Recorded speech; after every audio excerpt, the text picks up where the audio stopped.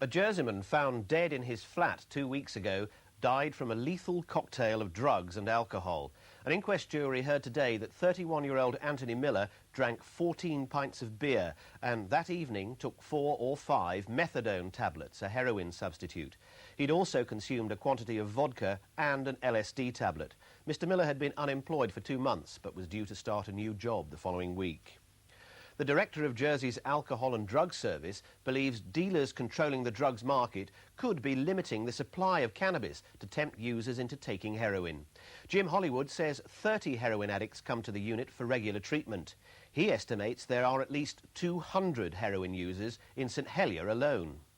Seizures of drugs by customs and police this year have already exceeded the total amount confiscated in the whole of last year. The latest success was on Monday when customs stopped this car on a routine check and found £72,000 worth of speed and cannabis. Nevertheless, this may only be the tip of the iceberg.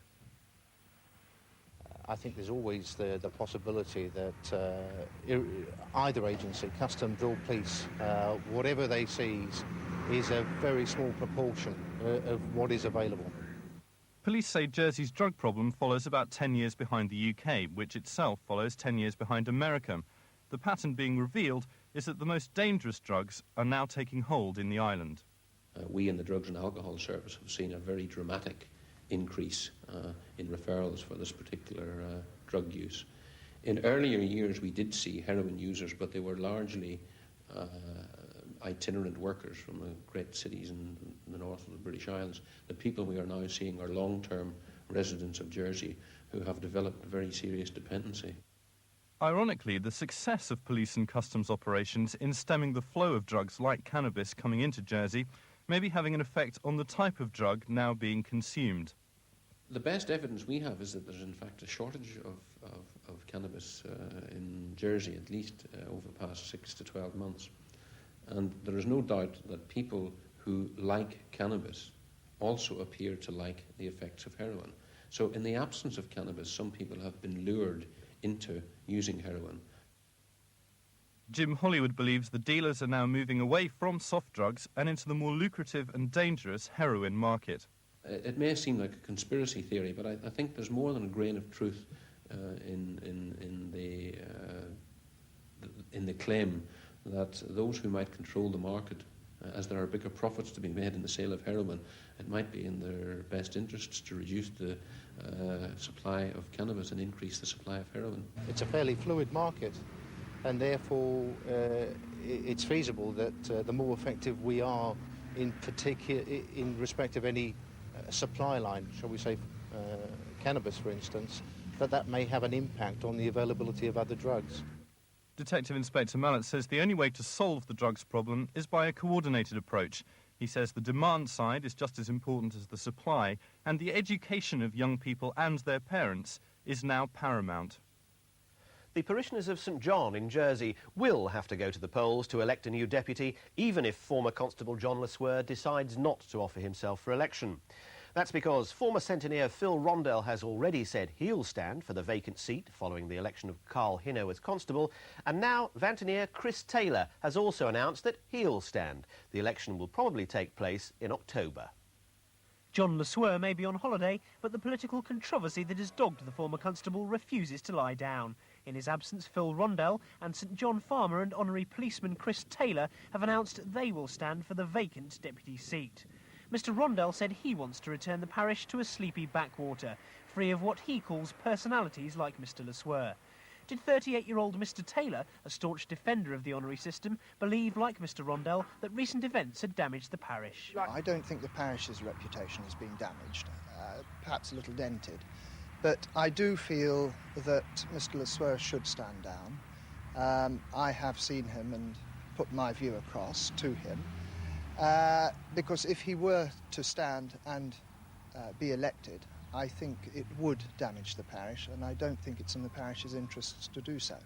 But Mr Taylor doesn't share Mr Rondell's parish ideals. We are an active parish within our own way, but we keep ourselves to ourselves. We don't shout the headlines, and we just get on with life and enjoying ourselves.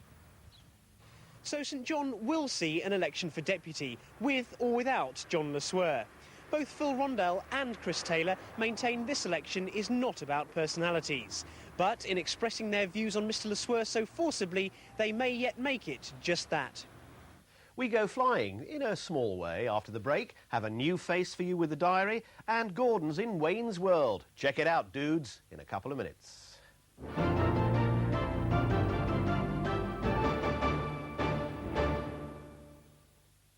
The biggest little lottery in the world presents the biggest ever August bumper draw with the massive £100,000 top prize. Thursday the 25th is Lottery Day. Homemakers present Kingstown freestanding and semi-fitted bedrooms. Compare the Kingstown prices with standard fitted bedroom prices, and Kingstown makes sense. The perfect blend of good looks, quality workmanship and practicality without fitted bedroom prices. Kingstown, exclusive to the homemaker. Don Street, Jersey and Lowlands, Guernsey. Hello, I'm Lionel Blair, and I'm in Don't Dress for Dinner at the Opera House. It's one of the funniest comedies you will ever see, with all your TV favourites, including Les Dennis, Vicky Michelle and Sue Pollard. Due to enormous demand, special extra matinee, Thursday, August the 18th at 5 p.m. Seriously good food. Seriously good value. The Wild Fowler Carvery at the Mallard Hotel, Guernsey. £100 for your old TV. Yes, £100 trade-in when you buy a new Daewoo Nikam stereo TV for a limited period and only at CR. The Mark Summer Sale is now on. Comfortable shoes in classic styles from leading European collections. Step into the Mark Summer Shoe Sale, Bath Street, St Helier. The Burberry Sale starts on the 13th of August. But hurry, it can't last forever. The Channel Islands Cooperative Society has been of service to islanders for the last 75 years. The cooperative movement was itself formed 150 years ago this year, a remarkable tribute to continuity of service and reliability. Things do change. Fresh food stores, homemaker, travel maker, all names essential to a modern image, but beneath these changes lies the true fibre and traditions of the society. The distribution of profits, millions of pounds every year in dividend. The constant maintenance of a professional team to meet the challenge of a highly competitive business, and most important of all, the strength of the Cooperative Society through its ever-growing membership. In more recent years, the Society has laid much emphasis on environmental issues and encouraging the awareness of young people. Fundraising for charities also plays an integral role in the Society's work on behalf of the community. For Channel Island shareholders, the future is an exciting prospect. Here's to the next 75 years.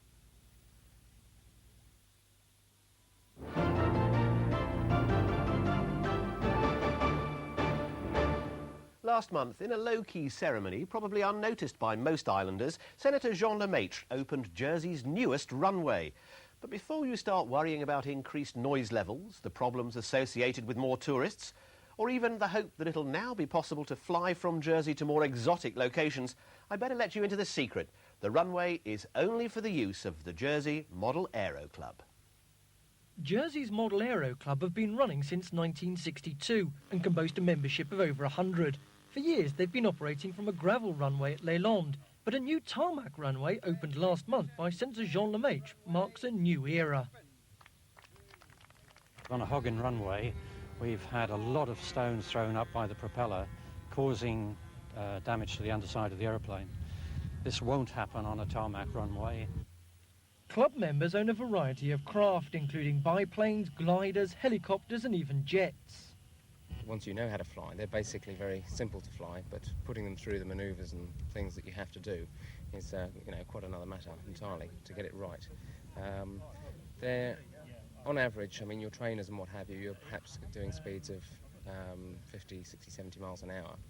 But as soon as you start getting anything a little bigger, a little heavier, with more power, you're talking about speeds of 100 miles an hour. All the planes are radio controlled using a small handset, and flying the model is, by all accounts, very similar to flying a full-scale plane. As ever, the march of technology continues.